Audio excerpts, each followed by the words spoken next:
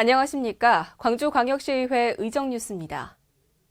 광주광역시의회는 지난 1월 30일부터 2월 6일까지 올해 첫 회기인 제313회 임시회를 개회하고 8일간의 일정을 마무리했습니다. 이번 임시회에서는 광주광역시와 시교육청에 2023년도 주요 업무 계획을 보고받았으며 조례안 42건, 규칙안 1건, 동의안 5건, 의견 청취안 3건 등 총 52건의 안건을 처리했습니다. 또한 환경복지위원회 현장 방문과 명진 의원, 안평환 의원, 박필순 의원의 5분 자유 발언이 있었습니다. 이번 회기는 각 상임위원회와 특별위원회를 열어 광주시정과 교육행정의 주요 업무 계획을 청취하고 특히 민생 현안에 대해 꼼꼼하고 심도 있는 의견 제시로 올 한 해를 설계하는 뜻깊은 회기였습니다.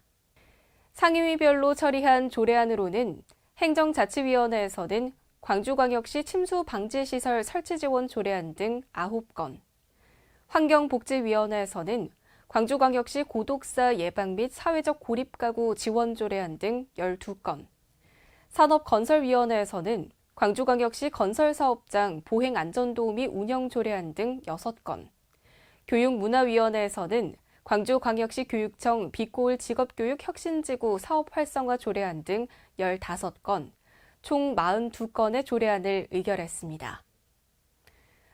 또한 광주광역시의회 지방공무원 인사규칙 일부 개정 규칙안 1건, 공유재산 연구시설물 축조 동의안 등 동의안 5건, 2040 광주광역시 공원 녹지 기본계획 의견 청취안 등 의견 청취안 3건, 도심 융합 특구 조성 및 육성에 관한 특별법 제정 촉구 건의안 1건을 처리했습니다. 한편 정무창 의장은 폐회사에서 가파른 금리 인상에 이어서 가스, 전기, 택시요금 등 물가 폭등으로 시민들의 삶이 위태로운 상황이라며 우리 의회와 시집행부는 어느 해보다 민생을 촘촘히 보듬고 경제 회복과 시민 삶의 질 향상을 위해 힘과 역량을 모아가겠다며 민생 안정과 경제 위기 극복을 위해 최선을 다할 것을 다짐했습니다.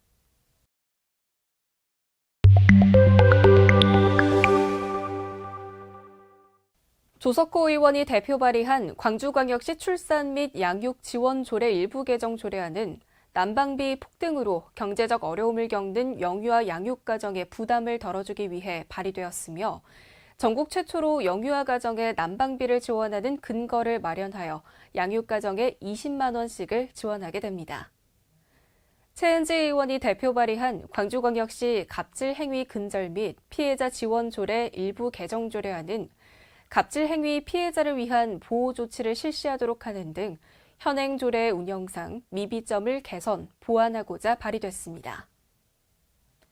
박수기 의원이 대표 발의한 광주광역시 건설사업장 보행안전도우미 운영조례안은 도로법에 따라 보도를 점용하여 공사를 하는 경우 보행자의 안전사고를 예방하기 위해 보행안전도우미를 배치하여 시민의 보행권 및 보행안전에 기여하기 위해 발의됐습니다.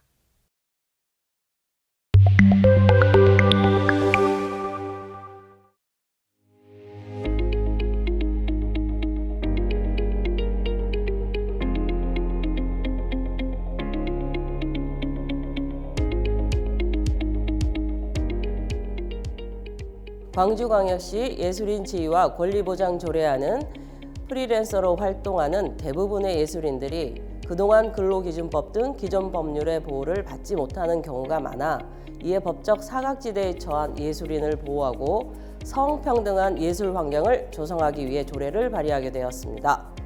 본 조례안은 예술인의 직업적 권리를 신장하기 위한 시책을 마련하도록 했으며 예술인 권익지원센터를 두고 운영 관련 사업 등을 추진할 수 있도록 했습니다.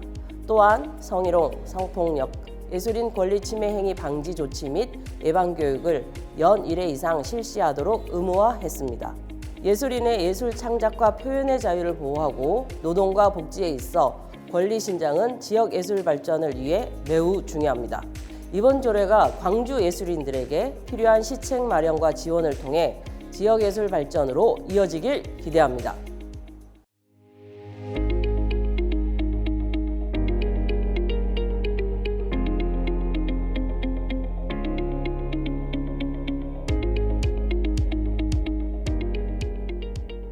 지난 5년간 우리 광주에서는 고독사 사례가 551건이 발생을 했습니다.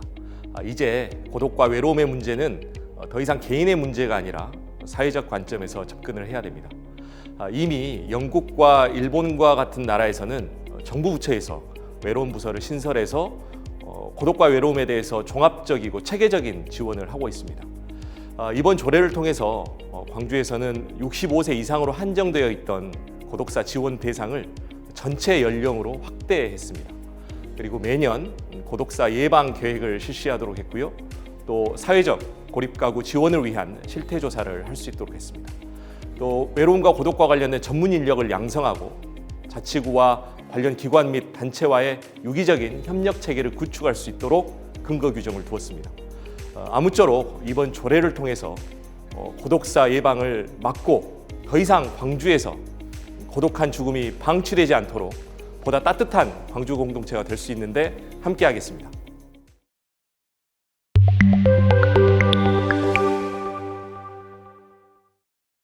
도심 융합 특구 사업에서는 우리 광주광역시 내에 이미 지정되어 있는 연구개발 특구, 규제자유 특구, 경제자유구역, 산업단지, 대학 등 다양한 자원과 물리적, 기능적 연계를 통해 파급 효과를 극대화시킬 수 있습니다. 나아가 광주 전남의 다양한 혁신 자원과의 네트워크 구축을 통해 광주 전남 초광역 정책으로 확대할 수 있는 원석이 될 수 있습니다. 공영주차장 요금 인상으로 인한 세수 증대는 미비합니다. 오히려 물가 인상이라는 시민적 부담만 증대시키는 조치로 그 피해는 고스란히 골목 상권을 비롯한 서민 경제의 부담만 안겨주게 됩니다. 행정은 필연적인 법칙에 의해 진행되는 게 아니라 불확실성이 가득한 현실 문제를 해결해 나가는 과정이라고 생각합니다. 본 의원은 이번 논쟁이 논쟁으로 끝나는 것이 아니라 광주 전남 연구원이 제 갈 길을 제대로 찾는 기회로 지역 최상의 연구기관이자 싱크탱크가 세워지는 기회가 되기를 바라면서 발언하겠습니다. 첫째, 분리 논쟁에 앞서 정확한 문제 진단이 필요합니다.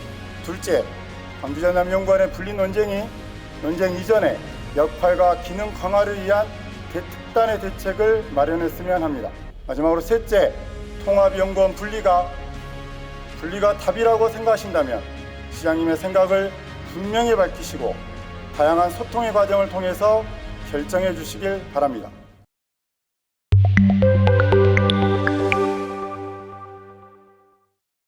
환경복지위원회는 지난 2월 2일 조선대학교에서 위탁 운영 중인 호남권역재활병원을 방문해 운영 현황과 애로사항 등을 보고받았습니다.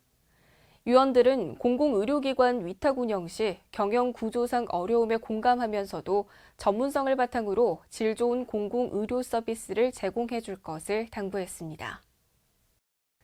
광주광역시의회가 지난 1월 26일 한국지방자치학회가 주관하는 제19회 지방의회 우수조례평가에서 박미정 의원이 대표 발의한 광주광역시 통합돌봄지원조례로 단체 부문 대상의 영광을 안았습니다.